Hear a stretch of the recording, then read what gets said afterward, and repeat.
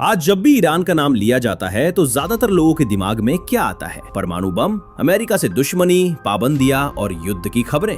लेकिन क्या आपने कभी सोचा है कि जिस देश को आज दुनिया का विलन बताया जाता है, वही देश कभी इंसानियत, ज्ञान और कानून की मिसाल हुआ करता था?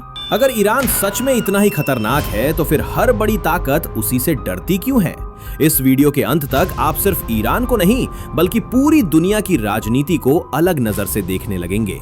आज का ईरान समझने के लिए हमें न्यूज से नहीं बल्कि इतिहास से शुरुआत करनी होगी, क्योंकि ईरान कोई अचानक पैदा हुआ देश नहीं है, बल्कि वो दुनिया की सबसे पुरानी लिविंग सिविलाइजेशंस में से एक है, जिसकी जड़ें करीब 6000 साल पीछे जाती हैं। उस दौर में जब दुनिया के ज्यादातर हिस्सों में इंसान असंगठित जीवन जी रहा था, तब ईरान यानी उस समय का फारस की जमीन पर शहर बस चुके थे। खेती, व्यापार और शासन व्यवस्था मौजूद थी। 550 ईसा पूर्व में साइरस महान ने फारसी साम्राज्य की नींव रखी और उसने जो किया वही उसे इतिहास में अलग बनाता है, क्योंकि जीतने के बाद भी उसने लोगों को गुलाम नहीं बनाया, उनके रिलीजियस फ्रीडम दी और ह्यूमन डिग्निटी की बात की। यही वजह है कि साइरस सिलेंडर को दुनिया का पहला ह्यूमन राइट्स डिक्लेरेशन माना जाता है। यानी जिन ह्यूमन राइट्स की बात आज वेस्ट करता है, उसकी रूट्स ईरान की इसी सिविलाइजेशन में मिलती हैं। टाइम के साथ एम्पायर्स बदले, ग्रीक्स आए, फिर इस्लाम आया और यहीं पर ईरान की कहानी और स्ट्रॉन्ग हो गई, क्योंकि ईरान ने इस्लाम को सिर्फ एक्सेप्ट नहीं किया बल्कि उसे नॉलेज और लॉजिक के साथ आगे बढ़ाया। इस्लामिक गोल्डन एज में जिन स्कॉलर्स ने साइंस, मेडिसिन, मैथ्स और फिलॉसफी को शेप दिया, उनमें ज्यादातर ईरानियन ओरिजिन के थे। इब्न सीना ने मेडिकल साइंस को सिस्टम दिया, जिसकी बुक्स यूरोप में सेंचुरीज तक पढ़ाई गईं। अल खवारिज्मी ने अलजबरा दी, जिसके बिना मॉडर्न मैथमेटिक्स इनकम्प्लीट है। एस्ट्रोनॉमी, केमिस्ट्री और फिलॉसफी में जो प्रोग्रेस हुई, उसी पर लेटर यूरोपियन रेनेसांस खड़ा हुआ। अब यहाँ सबसे जरूरी सवाल आता है कि जब यूरोप में ग्रीक किताबें जला दी गईं या भुला दी गईं, तो वही नॉलेज ईरान और इस्लामिक वर्ल्ड तक पहुंची कैसे? क्योंकि नॉलेज हवा में उड़कर नहीं आती, इसके पीछे पूरा हिस्टोरिकल प्रोसेस था। असल में रोमन एम्पायर के गिरने के बाद यूरोप में एक ऐसा दौर आया जिसे आज डार्क एजेस कहा जाता है, जहां चर्च का कंट्रोल इतना ज्यादा था कि लॉजिक, साइंस और फिलॉसफी को शक की नजर से देखा जाने लगा। एरिस्टोटल और प्लेटो जैसे थिंकर्स की किताबें डेंजरस मानी गईं। कई जगह उन्हें इग्नोर किया गया, कई जगह जानबूझकर दबा दिया गया।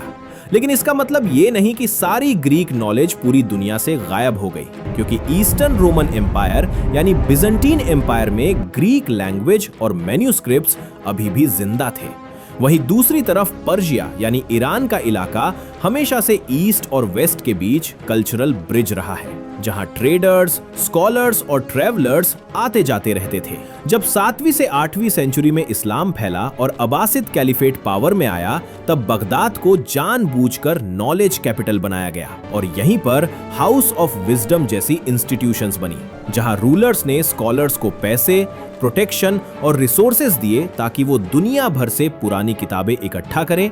बिजेंटीन एम्पायर से ग्रीक मैन्यूस्क्रिप्ट्स खरीदे गए। सीरिया के क्रिश्चियन स्कॉलर्स जो ग्रीक और सीरियाक जानते थे, उन्हें बुलाया गया। इंडियन और पर्शियन टेक्स्ट भी लाए गए और फिर एक मैसिव ट्रांसलेशन मूवमेंट शुरू हुआ, जिसमें ग्रीक बुक्स को पहले सीरियाक और फिर अरबिक में ट्रांसलेट किया गया।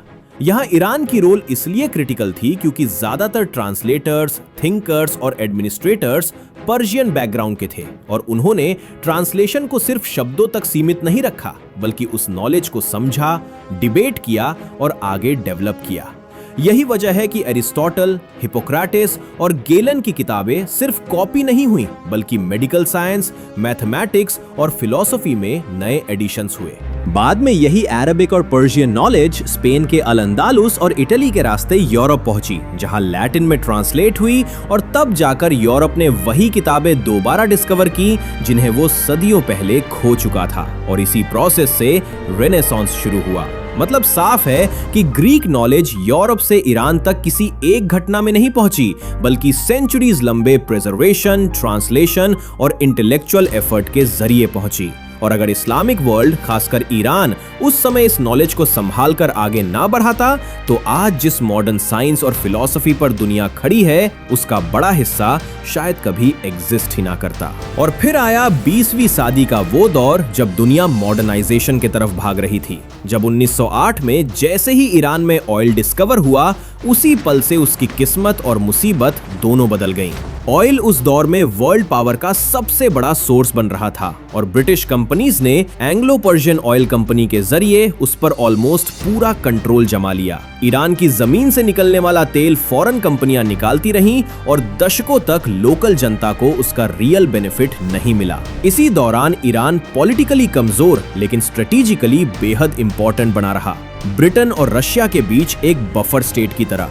फिर 1920 के दशक और 1930 के दशक में रेजा शाह पहलावी ने देश को मॉडर्न बनाने की कोशिश की, आर्मी स्ट्रॉन्ग की, इंफ्रास्ट्रक्चर बनाया और 1935 में पर्शिया को ऑफिशियली ईरान नाम देकर यह सिग्नल दिया कि देश अब सिर्फ एंशिएंट सिविलाइजेशन नहीं बल्कि एक मॉडर्न नेशन बनना चाहता है। लेकिन मॉडर्नाइजेशन के बावजूद ऑयल पर फॉरेन कंट्रोल बना रहा और पॉलिटिकल फ्रीडम सीमित रही, जिससे अंदर ही अंदर फ्रस्ट्रेशन बढ़ता गया और लोगों के मन में ये सवाल गहराने लगा कि अगर देश मॉडर्न हो रहा है तो उसके रिसोर्सेज पर कंट्रोल बाहर वालों का क्यों है।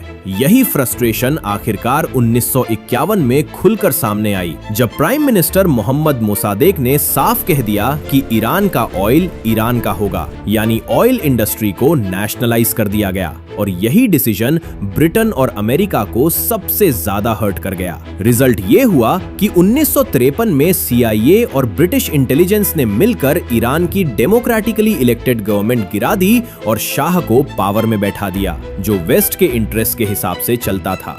यहीं से ईरानी जनता के मन में अमेरिका के खिलाफ गुस्सा गहराता गया। 1979 में यही गुस्सा इस्लामिक रेवोल्यूशन बनकर फूटा। शाह देश छोड़कर भाग गया और नई सरकार ने साफ कहा कि ईरान अब किसी महाशक्ति की कठपुतली नहीं बनेगा। यही बात अमेरिका के लिए सबसे खतरनाक थी, क्योंकि अगर ईरान आजाद सोच के साथ खड़ा रहता तो बाकी देश भी सवाल पूछ सकते थे। इसके बाद ईरान को दुश्मन घोषित किया गया, इकोनॉमिक सैंक्शंस लगाए गए, दबाव डाला गया और इराक ईरान वॉर में भी ईरान को कमजोर करने की कोशिश की गई। बाद में न्यूक्लियर प्रोग्राम को लेकर नैरेटिव बनाया गया कि ईरान बॉम्ब बना रहा है, लेकिन यहीं पर डबल स्टैंडर्ड साफ दिखते हैं, क्योंकि अमेरिका खुद दुनिया का सबसे बड़ा न्यूक्लियर वेपन्स होल्डर है और उसके अलाई इजराइल के पास न्यूक्लियर वेपन्स होने के बावजूद उस पर कभी सीरियस सवाल नहीं उठते। यानी प्रॉब्लम न्यूक्लियर वेपन्स नहीं बल्कि ये है कि ईरान कंट्रोल में नहीं है।